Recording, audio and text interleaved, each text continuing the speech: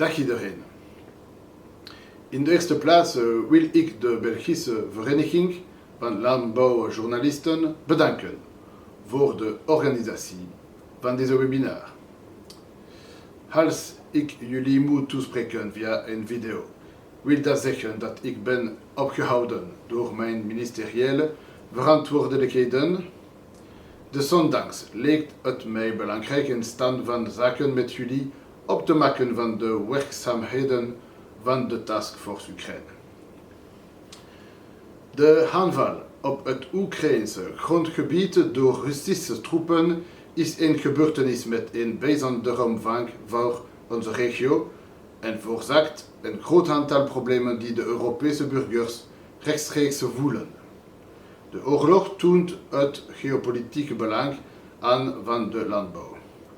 De blokkering van miljoenen tonnen graan in de Oekraïnse havens door de Russen enkele maanden geleden en de vernietiging van landbouwgronden tonen dat aan. De impact van dit gewapend conflict was te verwachten en daarom heb ik vanaf het begin van de Russische aanval beslist om de Taskforce Oekraïne op te richten, samen met mijn collega Pierre-Yves Derman en met Eva de Bleker. Wij wilden ook de gewesten erbij betrekken. La première réunion a eu lieu le 29 mars 2022, soit moins d'un mois après le début de l'attaque russe. Cette task force se donnait pour objectif premier d'anticiper, en concertation avec la filière agroalimentaire, les conséquences économiques du conflit en Ukraine, mais aussi de définir les stratégies nécessaires et élaborer des plans d'action. La task force doit apporter des réponses aux problèmes à court et moyen terme, mais aussi des réponses proposant une vision plus stratégique à long terme. Observation, prévision, anticipation et solution sont en quelque sorte les grands axes de la naissance de cette task force. La guerre sur le territoire ukrainien, qui porte légitimement le surnom de grenier à blé de l'Europe, était destinée à produire des effets sur le secteur agroalimentaire. À cela, ajoutons encore la hausse du prix des engrais nécessaires aux cultures. Dès le début du conflit ukrainien, le SPF ECO, en collaboration avec la filière agroalimentaire, a assuré quotidiennement un monitoring de la situation dans le secteur, dont l'évolution des risques en matière d'approvisionnement. Le SPF en dresse un rapport quotidien au NCCN. Le gouvernement ainsi que les administrations ont pris toute la mesure de la situation et fait preuve d'une grande vigilance face aux difficultés engendrées par ce conflit international.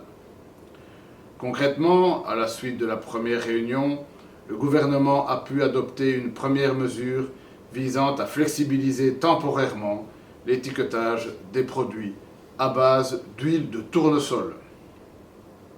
La task force a permis de répondre à la problématique de manière flexible et pragmatique.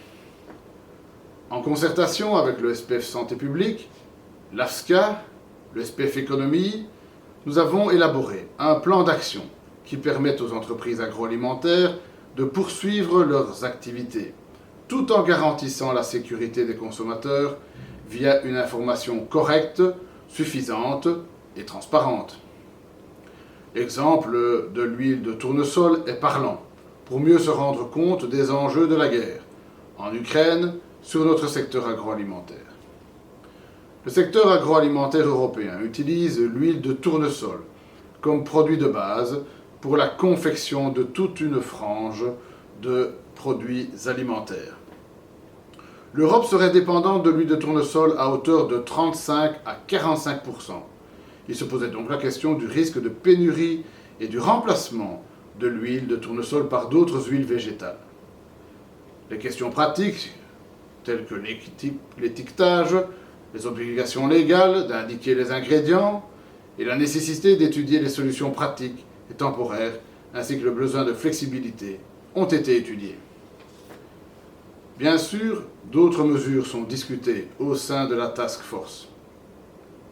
En septembre, le gouvernement a approuvé une série de mesures visant à réduire l'impact du coût de l'énergie sur base d'un plan d'action que j'ai pu développer, qui avait été lui-même élaboré sur la base des travaux de la Task Force Ukraine.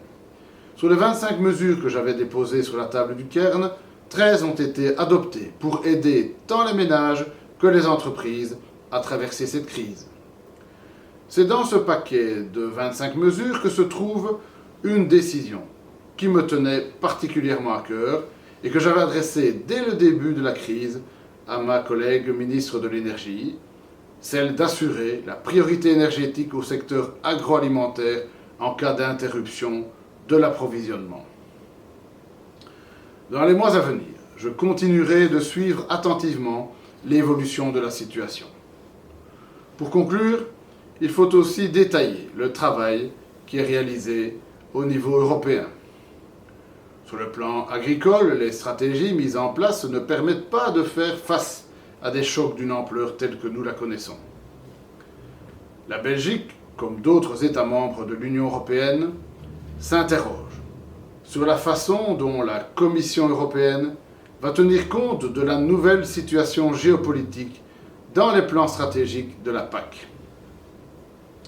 Il y a une réelle prise de conscience des risques qui pèsent sur la sauvegarde de la sécurité alimentaire et la résilience des systèmes alimentaires au niveau européen.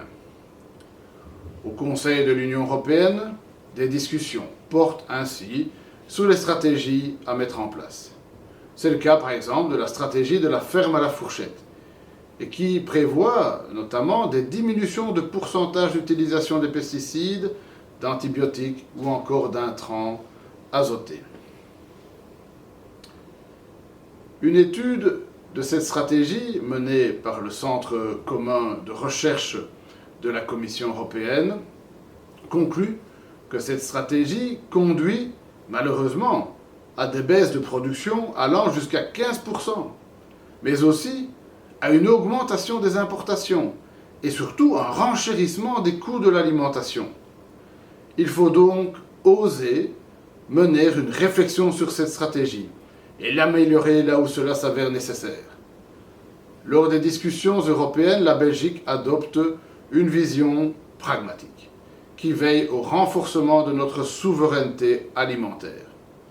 Vous comprendrez donc que les enjeux de cette crise vont bien au-delà des frontières, mais aussi des conflits ponctuels.